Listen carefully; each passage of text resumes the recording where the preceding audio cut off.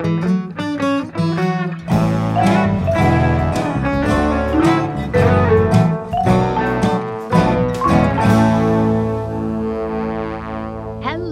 and welcome to another episode of Keep It Fictional, the podcast from the Port Moody Public Library. My name is Sadie, and I will be your host. Today, I am joined by my book friends, Virginia and Al. So, the holidays are over. The Christmas lights have slowly come down across the city.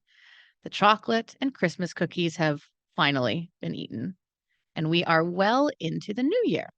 Now, this is often a time that people use to focus on the year ahead, make some new goals, refocus their energies on becoming the best version of themselves that they can be. However, we at Keep It Fictional, well, we always enjoy being just a little bit different from everybody else. And so today, our topic is going to be looking at something that is not often associated with the start of a new year. Maybe sometimes, but not often. And that is murder. Well, each of my book friends has brought a book that has murder, I think, in the title of it. I think we all managed to get one with murder in the title. Now, before we actually get into the books, I'm curious to know, was this an easy topic for my book friends? I picked the topic for this one actually before I had a book in mind, which does not always happen when I pick topics.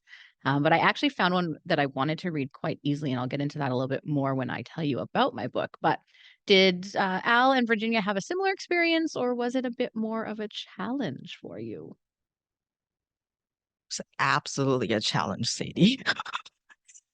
It's to the point that I had to ask Sadie ahead of time for permission to cheat to see if Sadie would accept synonyms of murder. And Sadie very generously said yes. And, in the end, I didn't have to cheat. But yeah, it was hard, I think, because I'm just not in the mood for like a mystery, and very often there's books that has murder in them, but they don't often have murder in the title, whereas a lot of mystery titles often do, and I just didn't really want to. So yeah, so it was hard, but I did find one, so all works out. How about you, Al? Actually, for me, it was fairly easy, mostly because I had seen a book on our new bookshelf that the title intrigued me, and it happened to have murder in the title. So I was just lucky that there was a book that was already on my radar that fit the prompt. All right. Well, thank you both for sharing. I'm sorry, Virginia, that it was a bit more of a struggle for you. I was surprised actually, but I guess you're right. When you read like thrillers, they don't always have murder in the title, or they don't. Yeah. So that makes sense if you weren't kind of into wanting that mystery aspect. All right. Well, why don't we get right into the books? We're going to start with me today.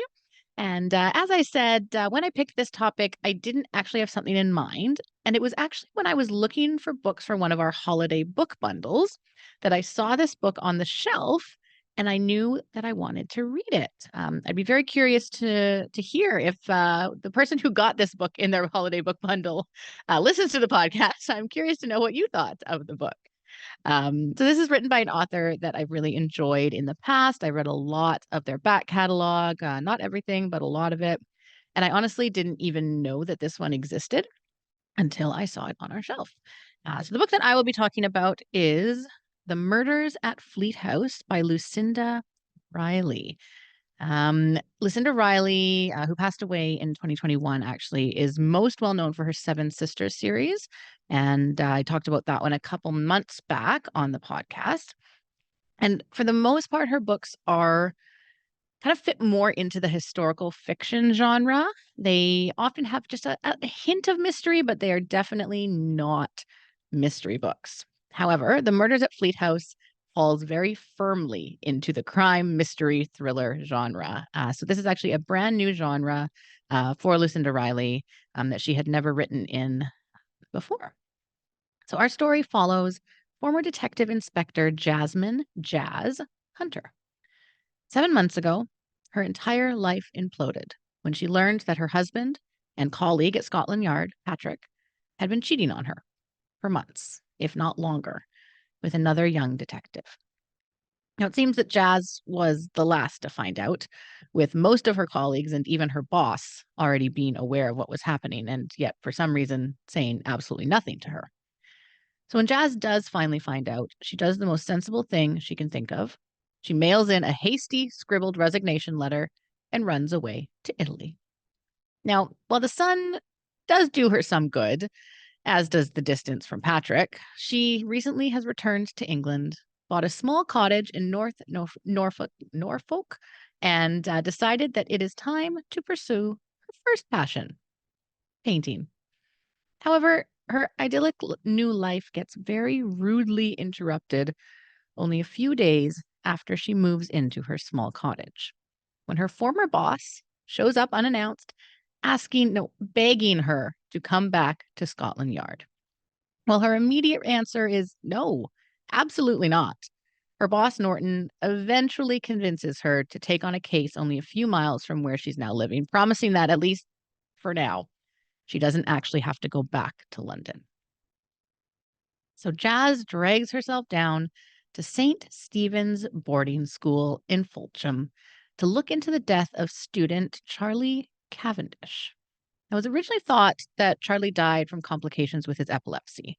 And this is something that he has suffered from since he was a child and still takes daily medication for.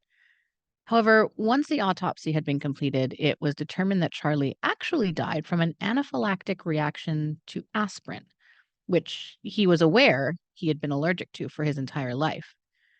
Now, it seems like an open and shut case. Accidentally took the wrong medication. Charlie didn't realize what he was taking and unfortunately died. However, his high profile lawyer father has insisted that things be looked into just a little bit more closely. So, Jazz, along with her former Scotland Yard Sergeant Alistair Miles, begins to look into the life of Charlie Cavendish. She's trying to figure out how exactly a 17-year-old who'd been allergic to aspirin since he was a child and had always been very, very careful about not taking any could have accidentally taken 2 tablets. Well, the answer, Jazz begins to realize, is he didn't. Someone murdered him by switching his daily epilepsy tablets with almost identical looking aspirin. But who had access to Charlie's room in Fleet House that night? And who had knowledge of his aspirin allergy? Well, as it turns out, most of the other students knew of his allergy, and many of their parents, and all of his teachers, and his housemaster, Sebastian Fredericks, the house matron, and a smattering of other staff at St. Stephen's.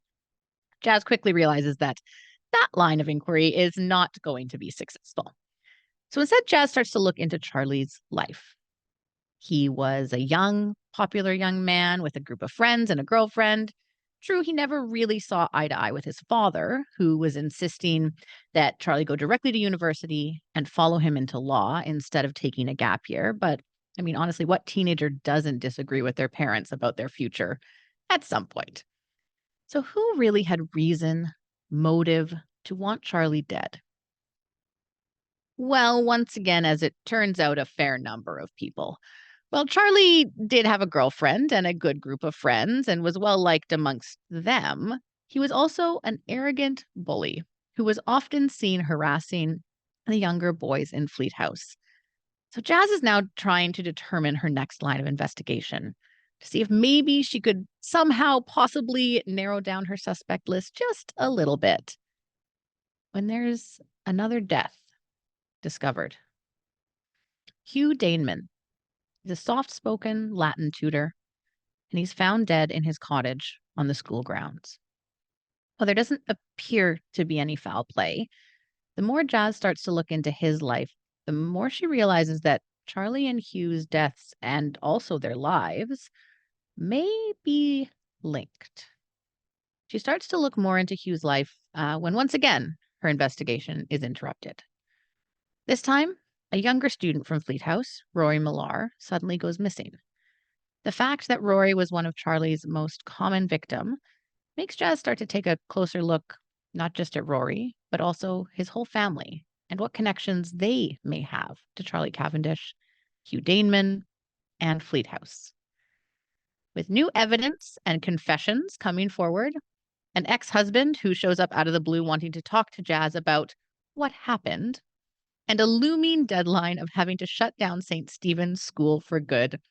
Jazz is put into a very difficult position and finds herself more and more wishing that she had just stayed in her cozy cottage to paint.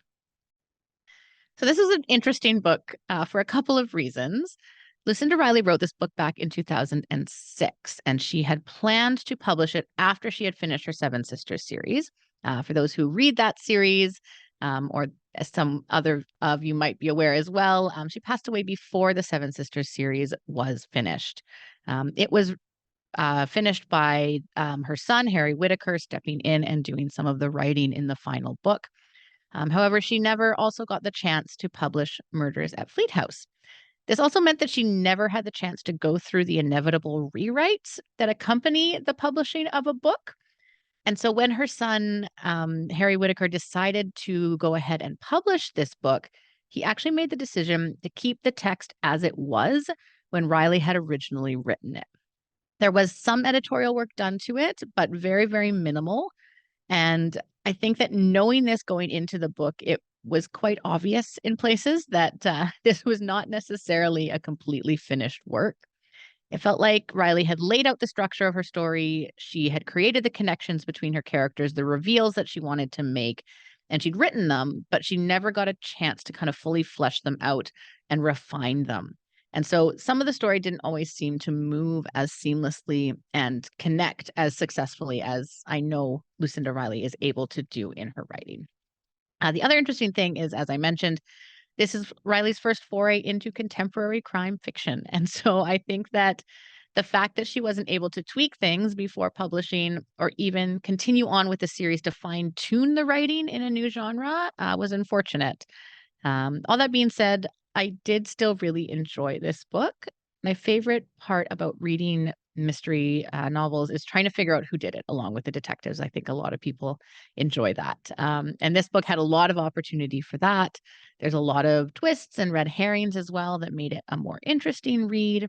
True to form, Lucinda Riley included some historical elements to the story, which I'm always drawn into and definitely helped the book feel more like her other books, which I've all really enjoyed. I'd say that if you're a fan of British crime fiction or a fan of Lucinda Riley, or just looking for a relatively mild murder story, then The Murders at Fleet House by Lucinda Riley would be a great. All right. I'm trying to blank on who I said was going to go next. Did I say Virginia? Okay. All right. Well, Virginia, you were able to find a book with murder in the title. So why don't you tell us what book you selected today? All right. So the one that I end up picking is Murder in the Age of Enlightenment. This is a collection of short stories by Ryunosuke Akutagawa and translated by Brian Karanik. Akutagawa, I think, would be quite a familiar name to everybody. He's an iconic legend in Japanese literature, considered to be the master of Japanese short stories. Also said to be sort of the most popular and well-known Japanese author outside of Japan until a certain Haruki Murakami came along. You may also have seen his name on books that are translated because a very prestigious literary prize in Japan is named after him. And many of the books that we have mentioned on this show has been nominated or has won the Akutagawa Prize, including Harlequin Butterfly that I talked about a few weeks ago on the most anticipated episodes, and many more that my book friends have mentioned before. Many people also may have come to know Akutagawa because of the famous, critically acclaimed, award-winning Akira Kurosawa's movie Rashomon, and more on that a little bit later. And of course, these days, I don't know if Al is a fan of this, but speaking of Rashomon, you probably would know Akutagawa as the dangerous member of Port Mafia from Bungo Stray Dogs. Did I start reading all these Japanese masters because of a manga and an anime? I absolutely did. And you are more than welcome to judge me on that, because I certainly judge me on that. But yeah, so that is, Akutagawa. So Murder in the Age of Enlightenment, this is a collection published by Pushkin. And I would say if you were to start reading Akutagawa, and I really certainly hope you do, you'll probably start with the Penguin edition. This is translated by Jay Rubin and also really feature an introduction by Murakami himself. So this is Rashomon and 17 other stories. This is probably the one that most people would start with. And I would recommend that one too, just because it's got a really good like short timeline and biography of Akutagawa, so you kind of get to know him a little bit more. And from Murakami's introduction, you kind of see the significance of this writer's contribution to Japanese literature and why, he's still so important to that and to many of the writers of contemporary Japanese literature.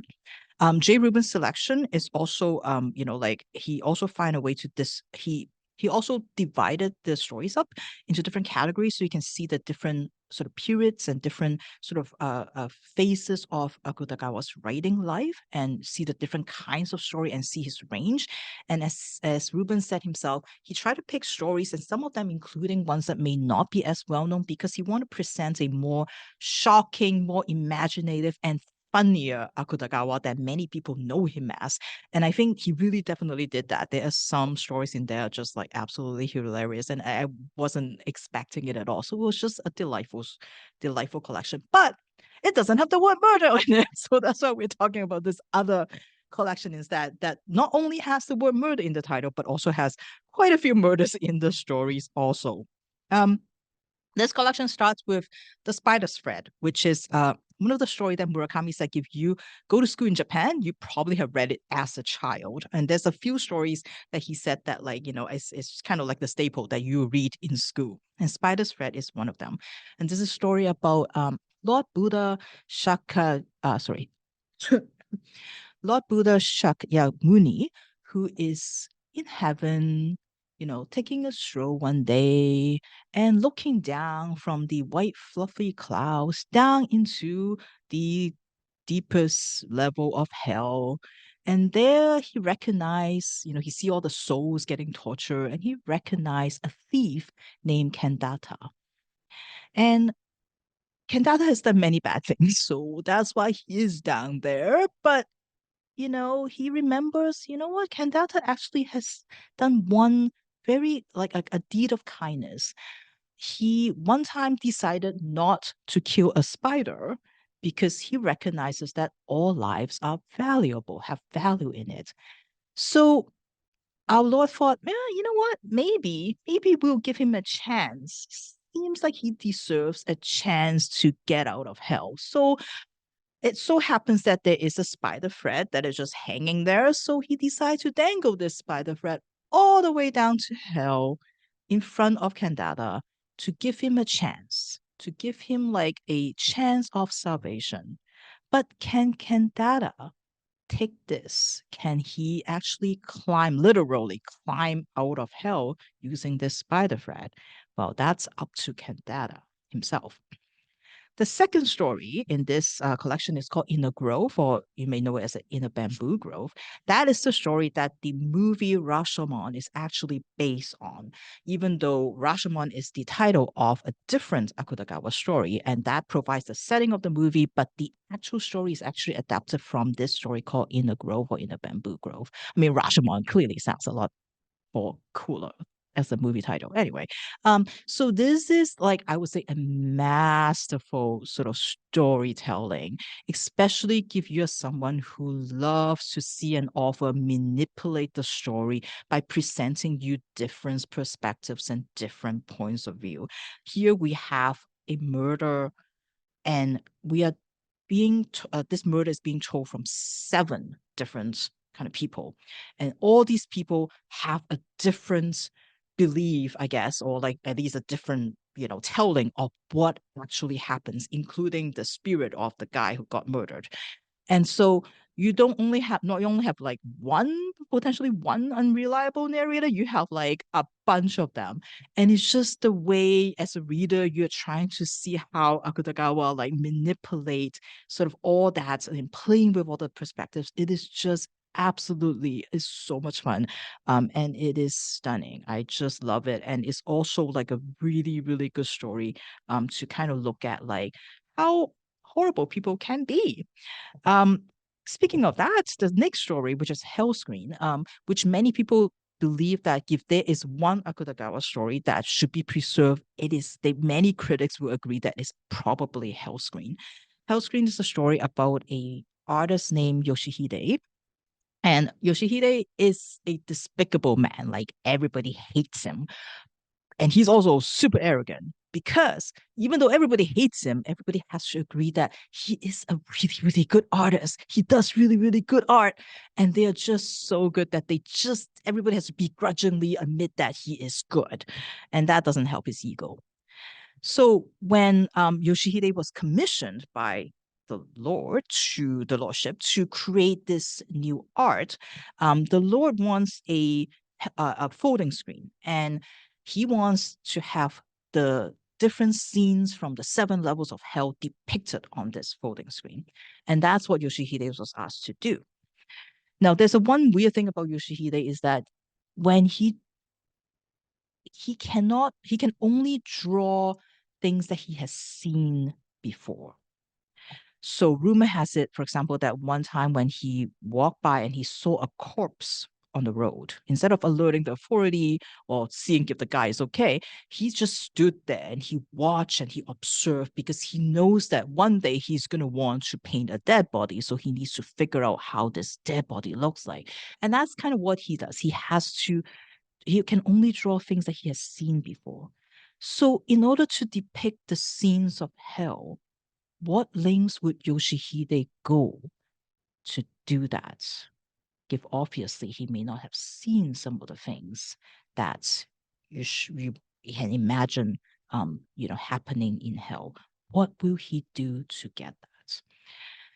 Those are probably some of like Akutagawa's like most famous story, and there's a few other ones in here. The last story, Cogwheels, or it could be known as Spinning Gears in the other translation, is sort of more autobiographical stories, and these are some of the stories that Akutagawa wrote later in life when his mental health is deteriorating and he is having a lot of hard time dealing with sort of like just living the day to day, and he depended a lot on drugs to help him get through the day, and his mother supposedly has gone mad, and throughout his whole life Akutagawa believed that one day like that madness has passed on to him and that one day he will also go mad.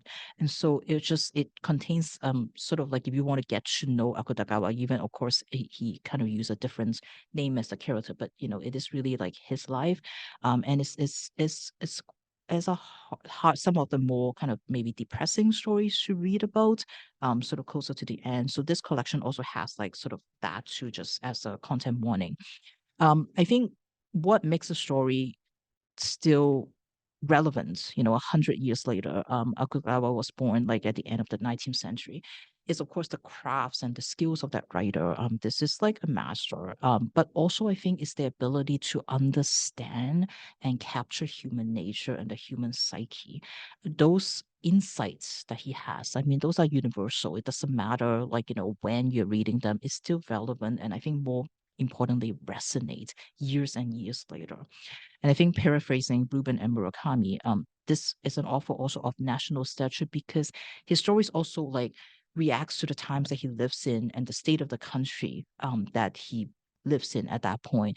And you can tell that he has kind of thought really deeply about that and uses his writing to wrestle with some of those conflicting ideals and values. As Japan was opening up more to the Western world, there's a lot of like influences from the West that like that he's kind of dealing with and kind of like thinking about like how does that reconcile with some of the values of his country.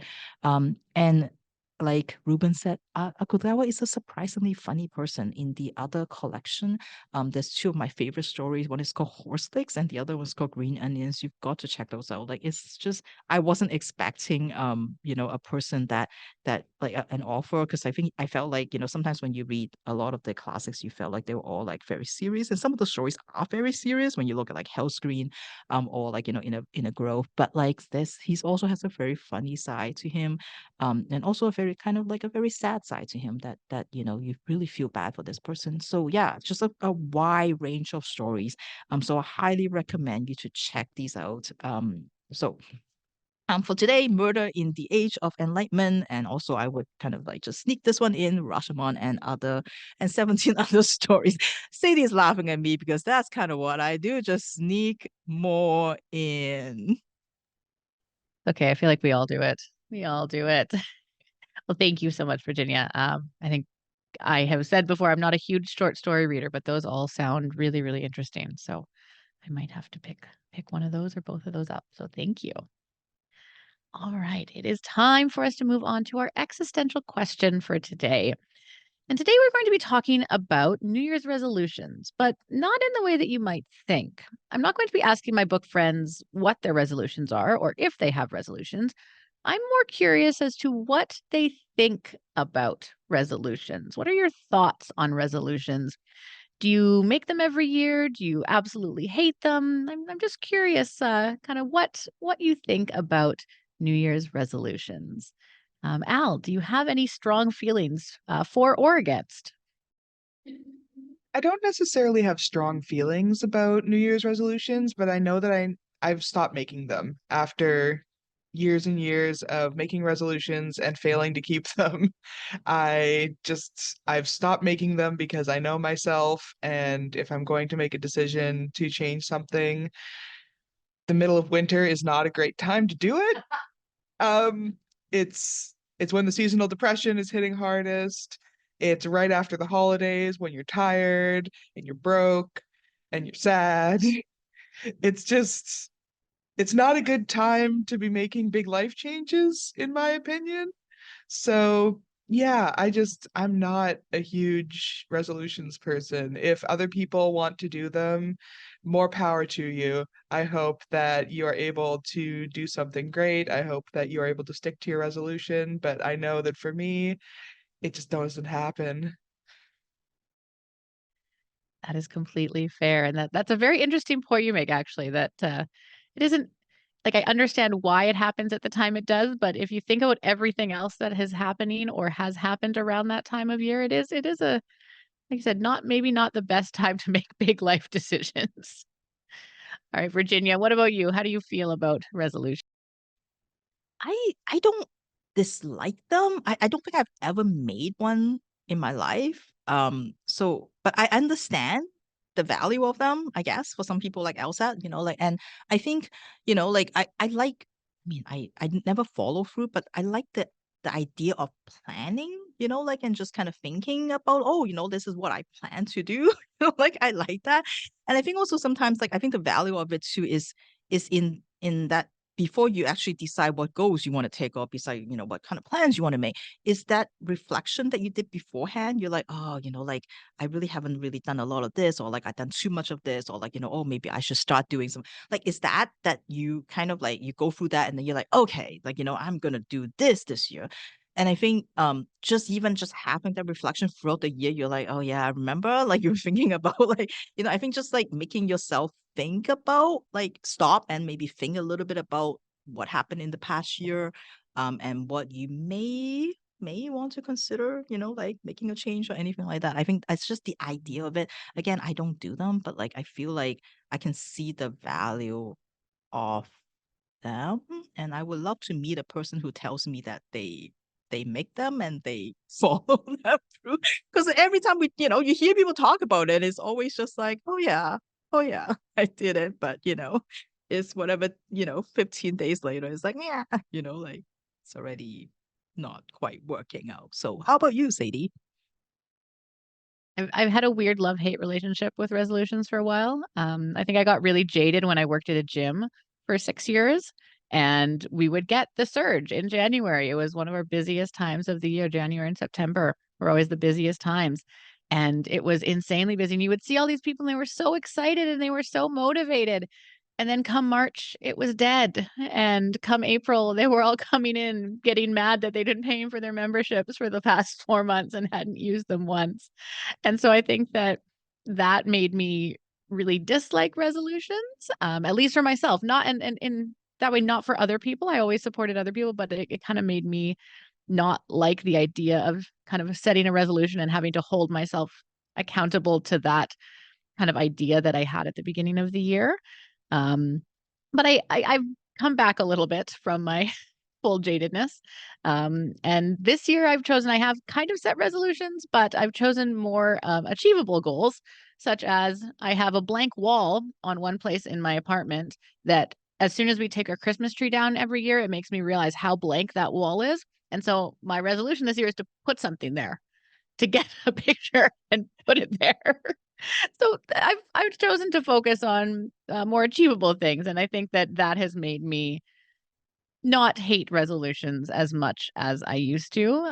But yeah, I think that they can be very useful for people. I think they can be very motivational for people. And as you said, Virginia, I also really like the idea of planning, and so I think that aspect of them, for myself as well as for a lot of other people, is probably one of the draws. Not just kind of saying I'm going to do this, and then looking at the failure or success rate, but actually kind of focusing on the planning of it and things like that. So thank you for sharing. Sorry, Virginia, go ahead if you wanted to say something. No, I was just gonna say, like, I think that's what it is. I think the right way to do it is like just to find those little things, right? Like, because I think we all have really grand goals, and that's why they fail all the time because nobody could. But like, it's like, if I say, oh, I'm gonna like put something on the wall, like, could do that. Like, I'm Check in just with gonna me in walk by the December and gym. see. Yeah, we will check back in with Yeah, you, yeah, check Sadie. We it, will check, check it. or we'll just keep giving you stuff that potentially could go on a wall, and then you can just see which one. Yeah, we'll just fill your wall up I with like stuff. that. So everybody give Sadie stuff that you can hang on a wall. Perfect. I love it.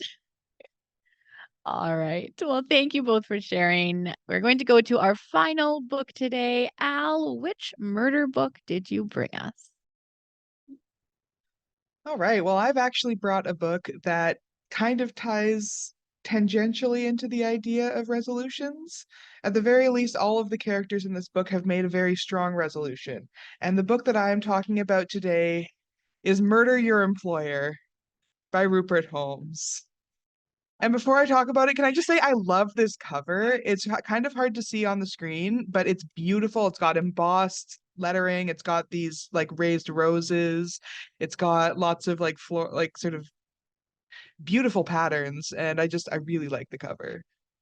So yes, this book takes place at the McMaster's Conservatory for the Applied Arts. The arts applied being those of murder.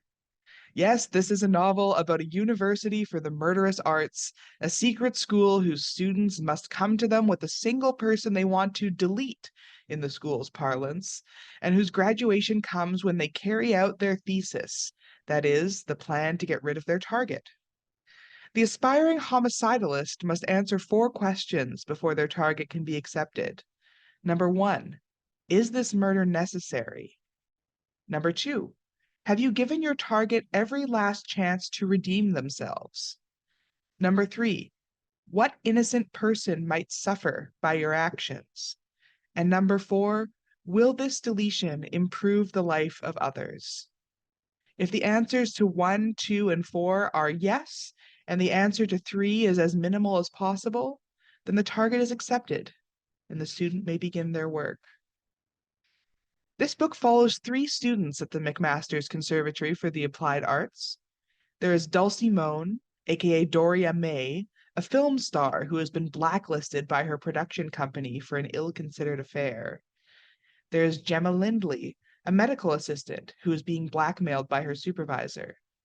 And finally, the main character, whom we follow for most of the book's time, is Clifford Cliff Iverson, an aerospace engineer who lost his job after realizing that his boss had made changes to one of his designs that could result in people dying. While Dulcie and Gemma both applied and were accepted of their own volition, Cliff is a scholarship student. Sponsored by a wealthy but anonymous donor, he is brought to McMaster's after a failed attempt to kill his target, in the hopes that he will learn the skills he needs to succeed at his next attempt. Of course, if he fails out of McMaster's, he won't be trying again, as flunking out of McMaster's also means flunking out of life itself.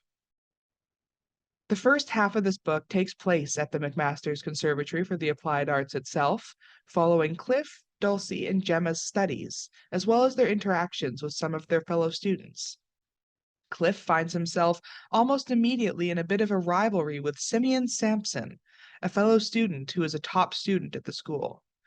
Gemma is assigned a seemingly impossible task to befriend and become trusted by another student, Jed Hellkampf, who seems to be a sociopathic monster who perhaps should not have been accepted to the school in the first place, because her own plan for her thesis involves befriending and luring her blackmailer to a place where she can meet her demise. Dulcie, on the other hand, does not see a lot of screen time in this portion of the book, mostly appearing as a side character or in flashbacks explaining why she is at the school. The second half of the book follows the students as they attempt to execute their thesis projects, and I won't go into too much detail here for fear of giving you listeners too many spoilers. This is a fun book with lots of dark humor, a bit of a whimsical tone at times, weirdly enough. When I read the author's biography and found out that not only is he a writer of novels, but also a writer of musicals, this tonality made a lot more sense to me. There's an element of theatricality to this novel that I found immensely enjoyable, and I'm also a fan of musicals, so there might be some crossover there. Rupert Holmes has written the book for the musical Curtains and the entirety of the Tony Award-winning The Mystery of Edwin Drood. He's also won the Edgar Award from the Mystery Writers of America twice. The coolest and perhaps most random thing that he is known for, which threw me for a loop, is that he is the writer of the #1 multi-platinum hit classic song Escape, the Pina Colada song. I know, right? I know. This book also has got some beautiful illustrations by Anna Luizos, a scenic designer for Broadway shows, who I imagine Rupert Holmes got to know through his musical connections. I almost wish there were more of her illustrations in the novel, as aside from the map of the school printed on the end pages, there are maybe only 8 to 10 illustrations in the whole nearly 400-page book. I wonder if she also designed the cover, which, as I mentioned at the beginning, I absolutely love. But back to the book. I really enjoyed this read, and though I think it front loaded a lot of exposition that slows down the first half of the book a little, it really picks up by the second half. It's an enjoyable, rollicking ride, and if you're a fan of mystery with a little humor, or want to see academia poked fun at a bit, you'll probably have a good time with this novel. While reading it, I thought that it might be good for fans of the television shows like Pushing Daisies or The Umbrella Academy, as its dark subject matter is leavened quite well with humor and quirky characters. So if you're a fan of either of those shows, you might also want to pick this up. So yep, today that was Murder Your Employer by Rupert Holmes. That is awesome. I love that random trivia tidbit. That's so good. No! Wonderful. I think that I'm going to, I don't know if I will read that book, but I'm going to recommend it to my husband because I think that he would absolutely love it. So thank you, Al, for bringing that book to And us. best title ever. Just the title itself. How can you not read it? I know, I saw it and I was like, I need to pick this up immediately. Wonderful. Well, thank you so much to Virginia and to Al today for bringing us your murder books.